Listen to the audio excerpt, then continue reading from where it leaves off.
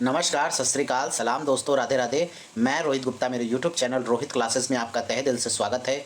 दोस्तों, हम यहाँ class 7th NCERT history book को पढ़ रहे थे, जिसमें आज हमारा चैप्टर नंबर 3 दिल्ली यानी 12वीं दिल्ली सल्तनत दोस्तों, जिसमें 12वीं से 15वीं शताब्दी तक हम लोग इतिहास पढ़ेंगे। ठीक है, तो चलिए वीडियो को स्टार्ट करने से पहले आप सभी लोगों से अनुरोध है कि जो लोग भी मेरे इस वीडियो को देख रहे हैं वो प्लीज़ वीडियो को लाइक कर दीजिए। चैनल को अब तक जिन्होंने सब्सक्राइब नहीं किया है दोस्तों, वो प्लीज़ चैनल को सब्सक्राइब करके बेल आइकन प्रेस कर दीजिए, ताकि आने वाली वीडियोज़ आपको सही टाइम पर मिल सके। और जिन लोगों को लगता है वीडियो में मैं बहुत स्लो बोल रहा हूं, तो प्लीज़ आप लोग अपने यूट्यूब के सेटिंग में जाके प्लेबैक स्पीड बटन को अपने अनुसार कर लीजिए। ओके दोस्तों, तो चलिए स्टार्ट करते हैं चैप्टर नंबर 3 दिल्ली सल्तनत 12वीं से 15वीं शताब्दी। और दोस्तों, अगर आज की वीडियो में अगर थोड़ा बहुत भी अगर साउंड आएगा तो प्लीज़ आप लोग एडजस्ट करिएगा, क्योंकि बारिश बहुत तेज़ी से हो रही है और मैं बहुत ज़्यादा देर से वेट कर रहा था कि अब रुके, लेकिन ऐसा नहीं हुआ। मजबूरन मुझे बनाना पड़ रहा है, तो प्लीज़ आप लोग थोड़ा सा कोऑपरेट करिएगा। ठीक है, चलिए chapter number 3 class 7th history book. हमने अध्याय 2 में देखा कि कावेरी डेल्टा जैसे क्षेत्र बड़े राज्यों के केंद्र बन गए थे। क्या आपने गौर किया कि अध्याय 2 में ऐसे किसी राज्य का जिक्र नहीं है जिसकी राजधानी दिल्ली हो रही हो? इसकी वजह यह है कि दिल्ली महत्वपूर्ण शहर जो है वो 12वीं शताब्दी में ही बना। ठीक है, यानी 12th सेंचुरी में जो है दिल्ली दोस्तों हमारा जो है महत्वपूर्ण शहर बना, उससे पहले नहीं था। ठीक है, आगे बढ़ते हैं। तालिका 1 पर नज़र डालिए। पहल तोमर राजपूतों के काल में दिल्ली किस साम्राज्य की राजधानी थी? साम्राज्य की राजधानी बनी? 12वीं सदी के मध्य में तोमरों को अजमेर के चौहानों, अंडरलाइन करना पड़ेगा दोस्तों। ठीक है, 12वीं सदी के मध्य में तोमरों को अजमेर के चौहानों, जिन्हें चाहमान भी कहते थे, ठीक है, ने परास्त किया। ठीक है, उनको परास्त किया। तोमरों और चौहानों के राजकाल में ही दिल्ली वाणिज्य का एक महत्वपूर्ण केंद्र बन गया। इस शहर में बहुत सारे समृद्धशाली जैन व्यापारी रहते थे, ठीक है, जिन्होंने अनेक मंदिरों का निर्माण किया। दोस्तों, उनमें से एक मंदिर आपको आजकल जो है देखने को मिलेगा, हमारे दिल्ली में है दोस्तों, मंदिर लोटस टेम्पल है ना, वो भी जैन मंदिर है। यहाँ देहली वाल कहे जाने वाले सिक्के भी ढाले जाते थे। ठीक है, याद रखिएगा, यहीं पर क्या देहली वाल कहे जाने वाले सिक्के को ढाला जाता था, मतलब बनता था, जो काफ़ी प्रचलन में थे। ठीक है, आगे देखते हैं। 13वीं सदी के आरंभ में दिल्ली सल्तनत की स्थापना हुई और इसके साथ दिल्ली एक ऐसी राजधानी में बदल गई जिसका नियंत्रण इस उपमहाद्वीप के बहुत बड़े क्षेत्र पर फैला था। ठीक है दोस्तों, देख रहे हैं आप लोग, लगभग 12वीं से 13वीं शताब्दी के आसपास जो है आपका दिल्ली जो है राजधानी के रूप में बदल गया। और सोचिए दोस्तों कि उसके बाद जब हमारी मॉडर्न पीरियड आती है, यानी औरंगजेब की मृत्यु हो जाती है, उसके पश्चात जब मॉडर्न पीरियड आ जाता है, उसके लगभग 100 साल के बाद जो हम लोगों का क्या बोलते हैं राजधानी होता है अपने भारत का, वो कोलकाता होता है। ठीक है, पश्चिम बंगाल में कोलकाता जो है वो अपनी देश की राजधानी थी। उसको दोस्तों 1911 से 12 ईस्वी के आसपास उसको स्थानांतरित किया गया। कहाँ? दिल्ली, फिर से दिल्ली बनाया गया। ठीक है, तो जिन लोगों को पता था वो अच्छी बात है, जिन लोगों को नहीं पता था दोस्तों, तो प्लीज़ आप लोग उसके बारे में थोड़ा सा पढ़िए। और दोस्तों प्लीज़ आप लोग अगर मेरी पिछली क्लासेस को नहीं देखे हैं आर्य कंपटीशन टाइम्स में, तो आप लोग जाइए देखिए, वहाँ पे मैंने डिस्क्राइब भी किया है। ठीक है, चलिए आगे देखते हैं। तालिका 1 पर फिर से नज़र डालिए। हम लोग तालिका 1 को फिर से देखते हैं और उन 5 वंशों की पहचान कीजिए जिनसे मिलकर दिल्ली की सल्तनत बनी। तो आइए देखते हैं दोस्तों। ठीक है, 5 वंशों की पहचान करिए, मीन्स जिनसे दोस्तों हमारी दिल्ली बनी। तो हम लोग अभी नीचे जब जाएंगे यहाँ पे तालिका 1, तो उसको हम लोग देखेंगे। ठीक है, चलिए। जिस इलाके को हम आज दिल्ली के नाम से जानते हैं, वहाँ इन सुल्तानों ने अनेक नगर बसाए। मानचित्र 1 को देखिए। दिल्ली ए कुहना, सीरी और जहाँपना को पहचानिए। ठीक है, तो दोस्तों ये जो आपका फिरोज शाह कोटला था, पहले स्टेडियम भी था हमारे दिल्ली में, अब वो अरुण जेटली स्टेडियम के नाम से जाना जाता है। फिरोज शाह कोटला जो है वो आपका इन 12 से 13वीं शताब्दी के आसपास ही बना था। ठीक है, आप ये देखिए, जहाँपना नगर, दिल्ली कूना आप लोगों को दिख रहा होगा, तुगलकाबाद दिख रहा होगा, आदिलाबाद दिख रहा होगा, कुतुब मीनार आपको पता ही है दिल्ली में है, हौज सुल्तानी देखिए। ठीक है, चलिए आगे बढ़ते हैं। तालिका को हम लोग ध्यान से देखते हैं। दिल्ली के शासक, पहले देखिए राजपूत वंश था, उसमें देखिए तोमर, अनंगपाल। ठीक है, आरंभिक 12वीं शताब्दी 1165 के आसपास है। और अनंगपाल जो थे दोस्तों वो 1130 से 1145 तक थे। फिर देखिए हमारा चौहान आ जाते हैं जो कि 1165 से दोस्तों 1192 तक थे, जिसमें एक फेमस हमारे जो है पृथ्वीराज चौहान थे, जिनका शासन 1175 से 1192 ईस्वी तक था। दोस्तों मैंने अपने लास्ट क्लास में आप लोगों को क्वेश्चन भी दिया था और हिंट भी दिया था, किसी ने अभी तक कमेंट नहीं किया है उस पर। ठीक है, तो अगर आप लोगों की इच्छा नहीं है, अगर आता है तो बताइए, नहीं आता है तो भी बताइए दोस्तों। अगर आप लोगों की इच्छा है तो कोई बात नहीं, पढ़िए आप लोग इसी प्रकार। चलिए आगे देखते हैं। प्रारंभिक तुर्की शासक जो कि 1206 ईस्वी से 1990 ईस्वी तक इन लोगों का शासन था तुर्की में। इनके जो प्रमुख जो दोस्तों आपके शासक थे उन्हीं का नाम यहाँ जिक्र में है। अगर जिन लोगों को लगता है कि पूरा नाम आप लोगों को चाहिए तो प्लीज़ आप लोग मेरे यूट्यूब के प्लेलिस्ट में चले जाइए। आर्य कॉम्पिटिशन टाइम्स में आपका जो मेडुअल पोर्शन है उसमें आपको मिल जाएगा। ठीक है, मैं इनके लेसन स्टार्ट करने से पहले ही उसमें जो है पूरे एक से दो पेज में पूरे वंश जो हैं उनके जितने भी शासक हुए हैं सबके बारे में आपको दिया गया है। तो आप लोग जाइए उनके डेट वाइज देख लीजिए और क्रम भी देख लीजिएगा। ठीक है, तुर्की शासक में देखते हैं दोस्तों, जिनको हम लोग गुलाम वंश भी कहते थे। ठीक है, कुतुबुद्दीन ऐबक 1206 से 1210 तक थे। शमसुद्दीन इल्तुतमिश दोस्तों, ठीक है, ये 1210 से 1236 तक थे। रजिया सुल्तान दोस्तों 1236 से 1240 तक थी। और ग्यासुद्दीन बलबन दोस्तों उस समय का लौह पुरुष था, 1266 से दोस्तों 1287 तक इनका शासन था। अब हमारा आ जाता है खिलजी वंश। खिलजी वंश को दोस्तों खिलजी वंश भी कहते हैं। ठीक है, 1290 से दोस्तों 1320 तक इनका शासन था, जिसमें जलालुद्दीन खिलजी जो थे वो पहले शासक थे दोस्तों। और 1290 से 1296 तक इनका शासन था। और अलाउद्दीन खिलजी भी दोस्तों फेमस शासक थे, 1296 से 1316 तक थे। ठीक है, इनके बाद भी शासक हुए, ठीक है, उतने ज़्यादा असरदार नहीं थे। आगे देखते हैं तुगलक वंश दोस्तों। ठीक है, आइए तुगलक वंश में ग्यासुद्दीन तुगलक वंश का शासनकाल जो था वो 1320 से 1414 तक था। ग्यासुद्दीन तुगलक दोस्तों 1320 से 1334 तक थे, सॉरी क्षमा करिएगा, 1320 ईस्वी से 1324 ईस्वी तक थे। मोहम्मद बिन तुगलक, जिन्हें हम लोग पागल शासक भी कहते हैं, इनके शासनकाल में ही दोस्तों दिल्ली से दौलताबाद स्थानांतरित किया गया था राजधानी, फिर दौलताबाद से पूर्व दिल्ली स्थापित किया गया था। ठीक है, इन्होंने क्या बोलते हैं तांबे का सिक्का भी चलवाया था। चलिए आगे देखते हैं। इनका शासनकाल 1324 से 1351 तक था। फिरोज शाह तुगलक दोस्तों, फिरोज शाह तुगलक जो है दोस्तों ये 1351 ईस्वी से 1388 ईस्वी तक थे। ठीक है, इन क्लास 7th में आप लोग हैं तो इस वजह से जो भी 7th के क्लास के बच्चे अगर देख रहे हैं तो उनके लिए इतना जो है अभी पर्याप्त है। ठीक है, जब आप लोग हायर क्लास में जाएंगे तो इससे ज़्यादा जो है आप लोगों को मिलेगा। ठीक है, आगे देखते हैं सैयद वंश। जिनको डीपली पढ़ना है वो मेरे प्लेलिस्ट में जाइए, आर्य कॉम्पिटिशन में आपको मिल जाएगा। ठीक, आगे सैयद वंश 1414 से 1451 ईस्वी तक था सैयद वंश। इसमें खिज्र खान जो थे दोस्तों इसके संस्थापक थे। 1414 से 1421 तक इनका शासन था। और भी शासक हुए दोस्तों लेकिन इसमें नहीं दिया गया है।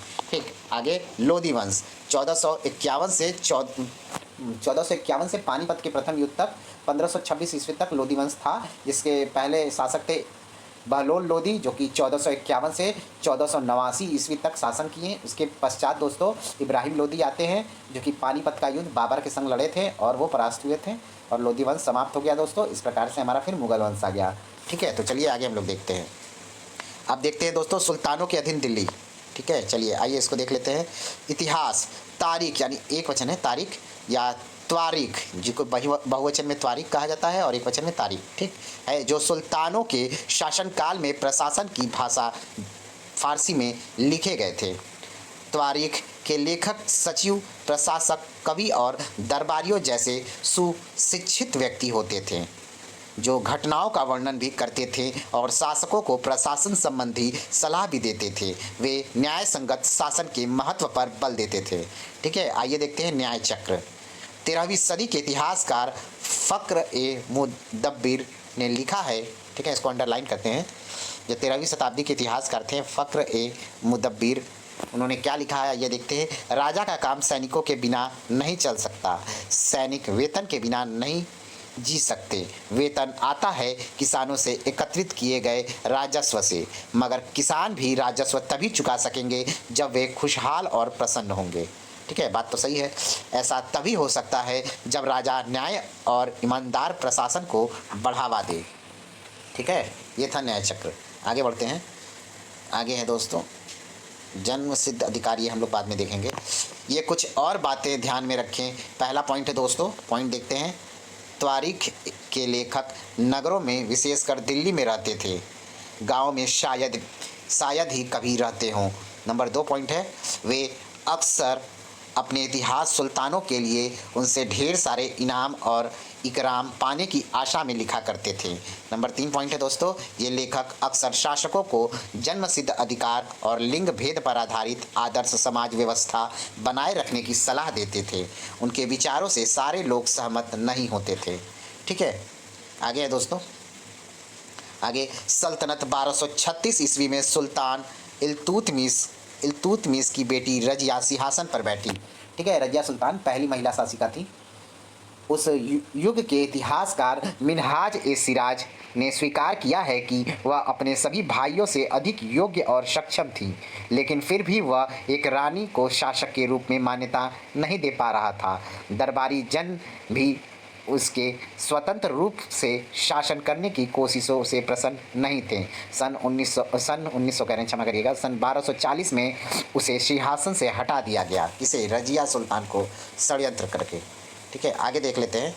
आगे रजिया के बारे में मिनहाज ए सिराज के विचार। उससे पहले हमारे दोस्तों 2 शब्द आए थे, जन्म सिद्ध अधिकार और लिंग भेद। कॉमन रूप से आप लोग जानते हैं ना जन्म सिद्ध अधिकार क्या होता है, और लिंग भेद जानते हैं ना।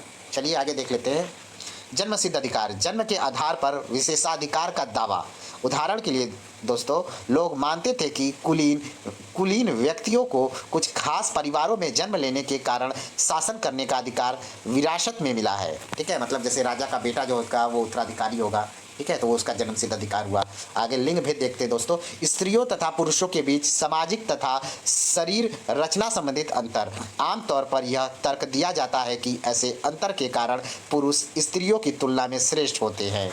ठीक है, जो कि बात उतना उचित नहीं है दोस्तों। ठीक है, सबको बराबर अधिकार देना चाहिए। हम सब ईश्वर के संतान हैं, इस वजह से दोस्तों सबका अधिकार समान होना चाहिए, चाहे वो स्त्री हो चाहे वो पुरुष हो। एक पुरुष को कभी ये नहीं भूलना चाहिए दोस्तों, उस पुरुष को बनाने में एक स्त्री का ही हाथ है। ठीक है, तो ये कभी नहीं भूलना चाहिए कि औरतों को नीचा देखें और आदमी ऊपर। ठीक, ये गलत बात है। आप लोग कभी ऐसा अनुसरण ना करिएगा दोस्तों। ठीक है, चलिए समाज में सबको बराबर का अधिकार दीजिए। पढ़िए और खूब पढ़ाइए और पढ़िए भी आगे। रजिया के बारे में मिनहाज ए सिराज के विचार। मिनहाज ए सिराज का सोचना था कि ईश्वर ने जो आदर्श समाज व्यवस्था बनाई है उसके अनुसार स्त्रियों और पुरुषों के अधीन होना चाहिए, और रानी का शासन इस व्यवस्था के विरुद्ध जाता था। इसलिए वह पूछता है, खुदा की रचना के खाते में उसका ब्यौरा चूंकि मर्दों की सूची में नहीं आता, इसलिए इतनी शानदार खूबियों से भी उससे आखिर हासिल क्या हुआ। रजिया ने अपने अभिलेखों और सिक्कों पर अंकित करवाया कि वह सुल्तान इल्तुतमिश की बेटी थी। आधुनिक आंध्र प्रदेश के वारंगल क्षेत्र में किसी समय काकतीय वंश का राज्य था। उस वंश की रानी रुद्रमा देवी, बहुत इंपॉर्टेंट है, रुद्रमा देवी 1262 ईस्वी से 1289 ईस्वी के व्यवहार से रजिया का व्यवहार बिल्कुल विपरीत था। रुद्रमा देवी ने अपने अभिलेखों में अपना नाम पुरुषों जैसा लिखवाकर अपने पुरुष होने का भ्रम पैदा किया था। एक और महिला शासक थी दोस्तों। ये रुद्रमा देवी से मुझे याद आया, एक साउथ की मूवी भी इन पर बनी है। ठीक है, और आपके जो फेमस एक्टर हैं अल्लू अर्जुन, शायद वो भी उस पिक्चर में अपना भूमिका अदा किए हैं, और जो रुद्रमा देवी का रोल निभा रही थी वो आप लोग जो सिंघम मूवी देखे थे, साउथ वाली सिंघम मूवी दोस्तों, उसमें जो एक्ट्रेस थी वही थी। ठीक है, चलिए आगे बढ़ते हैं हम लोग। कश्मीर की रानी दिद्दा। कश्मीर की रानी दिद्दा 980 से 1003 ईस्वी। उनका नाम दीदी यानी बड़ी बहन से निकला है। जाहिर है प्रजा ने अपनी प्रिय रानी को यह स्नेह भरा संबोधन दिया होगा। ठीक है दोस्तों, तो आगे बढ़ते हैं। नीचे क्वेश्चन दिया है, इसको देख लेते हैं। मिनहाज के विचार अपने शब्दों में व्यक्त कीजिए। क्या आपको लगता है कि रजिया के विचार भी यही थे? आपके अनुसार स्त्री के लिए शासक बनना इतना कठिन क्यों था? आप लोग विचार कर सकते हैं दोस्तों, स्वतंत्र हैं। आगे देखते हैं। आगे खिलजी और तुगलक वंश के अंतर्गत प्रशासन नज़दीक से एक नज़र, आइए देख लेते हैं। दिल्ली सल्तनत जैसे विशाल साम्राज्य के समेकन के लिए विश्वसनीय सूबेदारों तथा प्रशासकों की ज़रूरत थी। दिल्ली के आरंभिक सुल्तान विशेषकर इल्तुतमिश सामंतों और जमींदारों के स्थान पर अपने विशेष गुलामों को सूबेदार नियुक्त करना अधिक पसंद करते थे। इन गुलामों को फारसी में बंदगा कहा जाता था। याद रखिएगा, गुलामों को फारसी में क्या कहा जाता था दोस्तों? बंदगा कहा जाता था। तथा इन्हें सैनिक सेवा के लिए खरीदा जाता था। उन्हें राज्य के कुछ बहुत ही महत्वपूर्ण राजनीतिक पदों पर काम करने के लिए बड़ी सावधानी से प्रशिक्षित किया जाता था। वे चूंकि पूरी तरह अपने मालिक पर निर्भर होते थे, इसलिए सुल्तान भी विश्वास करके उन पर निर्भर हो सकते थे। ठीक है, आगे बढ़ते हैं। आगे है बेटों से बढ़कर गुलाम। आइए देख लेते हैं ये क्या है। सुल्तानों को सलाह दी जाती थी, जिस गुलाम को हमने पाला पोसा और आगे बढ़ाया है, उसकी हमें देखभाल करनी चाहिए, क्योंकि तकदीर अच्छी हो तभी पूरी ज़िंदगी में कभी कभी ही योग्य और अनुभवी गुलाम मिलता है। बुद्धिमानों का कहना है कि योग्य और अनुभवी गुलाम बेटे से भी बढ़कर होते हैं। एग्जाम्पल में दोस्तों इल्तुतमिश आ सकता है। ठीक है, जैसे कुतुबुद्दीन ऐबक दोस्तों गौरी का गुलाम था और ये ऐबक का गुलाम इल्तुतमिश। ठीक है, आगे देखते हैं।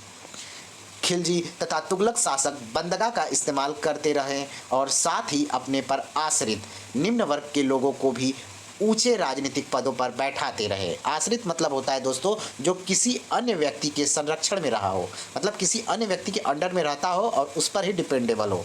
ठीक है,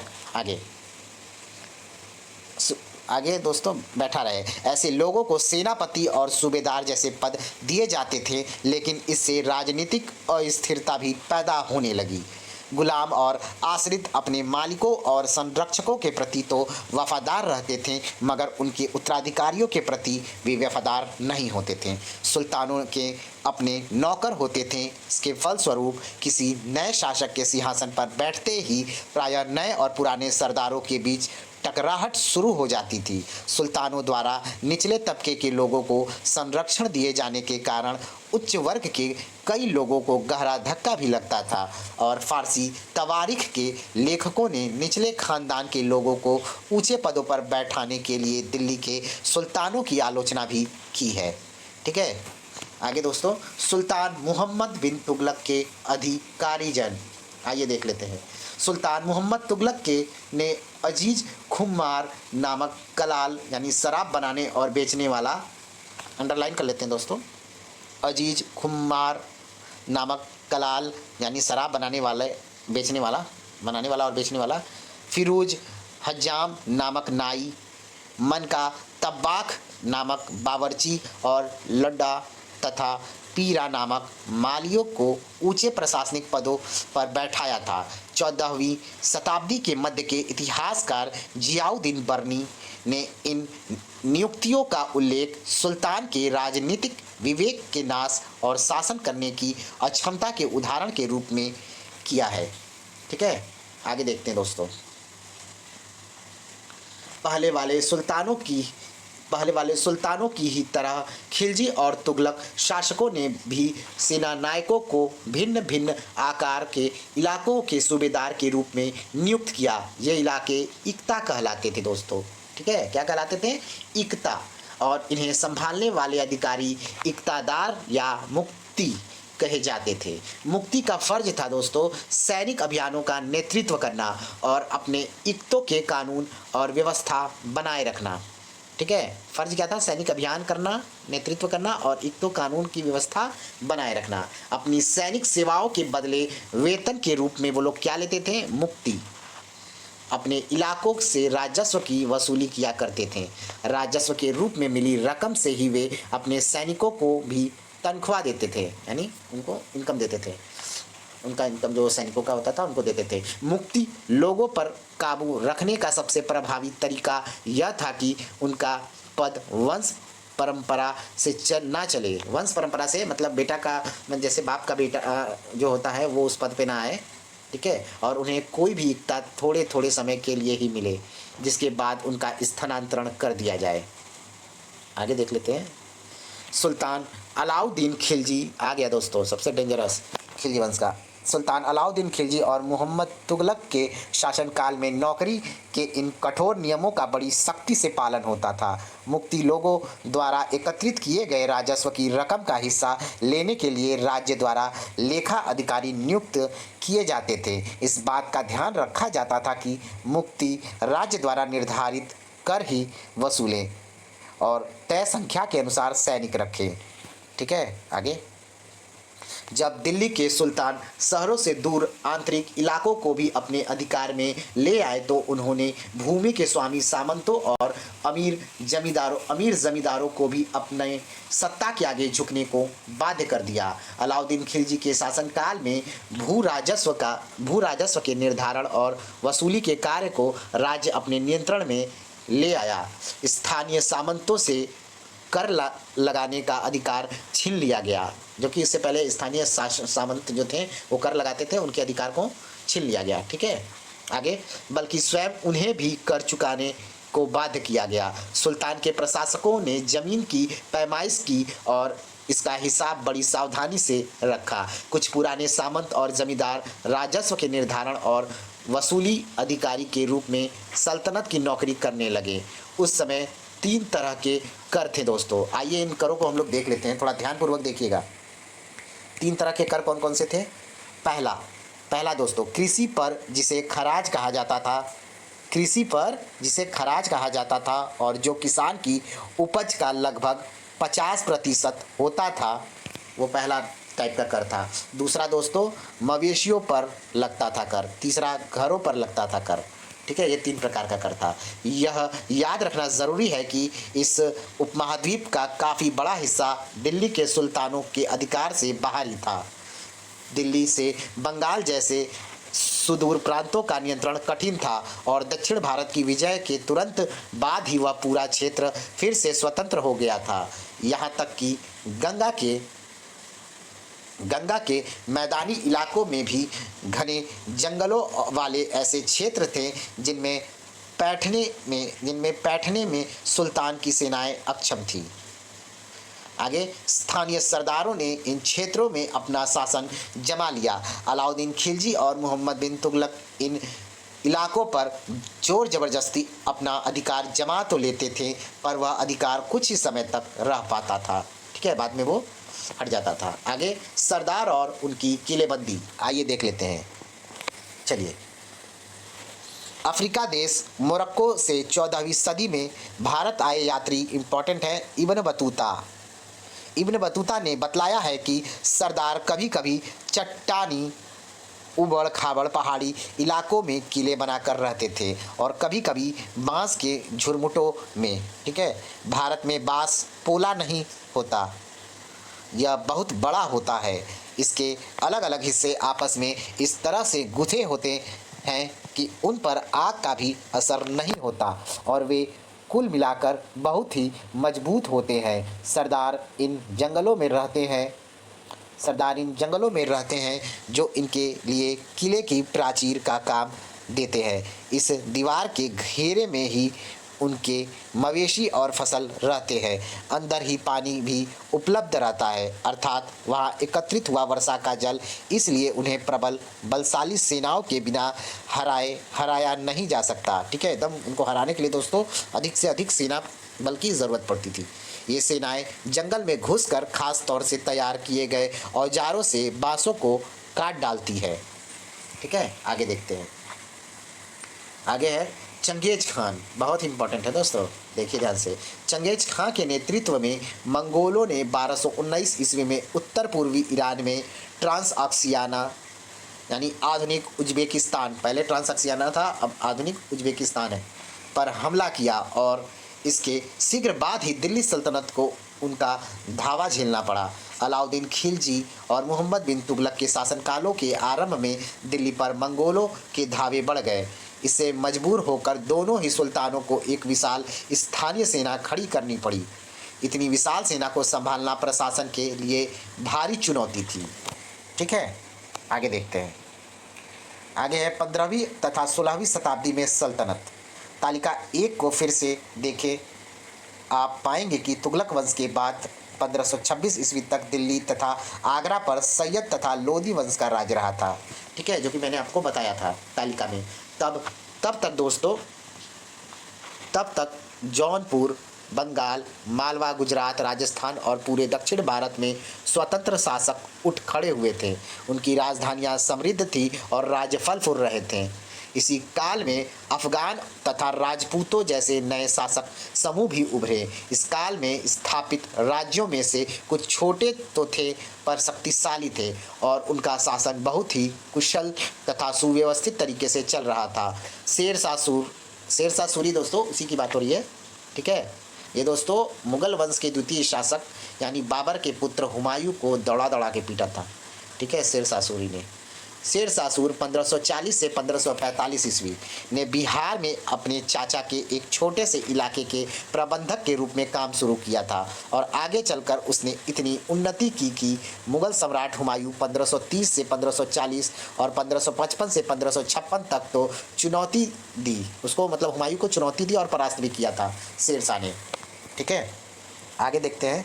शेरशाह ने दिल्ली पर अधिकार करके स्वयं अपना राजवंश यानी सूर राजवंश, ठीक है, राजवंश स्थापित किया। सूरवंश के केवल 15 वर्ष 1540 से 1555 तक उन्होंने शासन किया, लेकिन इसके प्रशासन ने अलाउद्दीन खिलजी वाले कई तरीकों को अपनाकर उन्हें और भी चुस्त बना दिया। महान सम्राट अकबर 1556 से 1605 ईस्वी ने जब मुगल साम्राज्य को समेकित किया तो उसने अपने प्रतिमान के रूप में शेरशाह की प्रशासन व्यवस्था को ही अपनाया था। दोस्तों इस प्रकार से हमारा लेसन यहीं समाप्त हो जाता है। इसके बारे में शेरशाह के बारे में थोड़ा बहुत आपको और बताते हैं कि शेरशाह ने ही दोस्तों जो हमारा जीटी रोड है ना, ग्रैंड ट्रैंक रोड जिसको हम लोग बोलते हैं, उसका निर्माण शेरशाह सूरी ने ही करवाया था। और सबसे पहले रुपया का जो सिक्का होता है इस महान पुरुष शेरशाह सूरी ने ही डलवाया था। और इसका वंश का समाप्ति होने का कारण ये था दोस्तों कि उस समय बारूद फैक्ट्री में, मतलब बारूद का काम हो रहा था, वहाँ शेरशाह सूरी जो थे मौजूद थे, उसमें दोस्तों दुर्घटना के कारण उनकी मौत हो जाती है, जिससे दोस्तों हुमायूं को फिर अवसर मिलता है, फिर वो गद्दी पे बैठ जाता है। अदरवाइज़ दोस्तों अगर शेरशाह सूरी मरा नहीं होता तो मुगल वंश वहीं से समाप्त भी हो गया होता, ठीक है, क्योंकि शेरशाह का बहुत खौफ था दोस्तों। ठीक, तो इस प्रकार से दोस्तों हमारा आज का लेसन यहीं समाप्त होता है। हम लोग मिलते हैं नेक्स्ट वीडियो में। प्लीज़ आप लोग वीडियो को लाइक कर दीजिएगा। चैनल को अब तक जिन्होंने सब्सक्राइब नहीं किया है दोस्तों वो प्लीज़ चैनल को सब्सक्राइब करके बेल आइकन प्रेस कर दीजिएगा, ताकि आने वाली वीडियोज़ आपको सही टाइम पर मिल सके। और वीडियो को ज़्यादा से ज़्यादा लोगों में शेयर करिएगा दोस्तों, और प्लीज़ ज़्यादा से ज़्यादा लोगों को मोटिवेट करिए और सब्सक्राइब करवाइए, ताकि 1 के सब्सक्रिप्शन कम से कम इस चैनल का हो जाए। Okay, thank you so much. मिलते हैं नेक्स्ट वीडियो में। Bye bye, good night, take care. खूब पढ़ते रहिए दोस्तों, खूब पढ़ते रहिए। थैंक यू सो मच दोस्तों।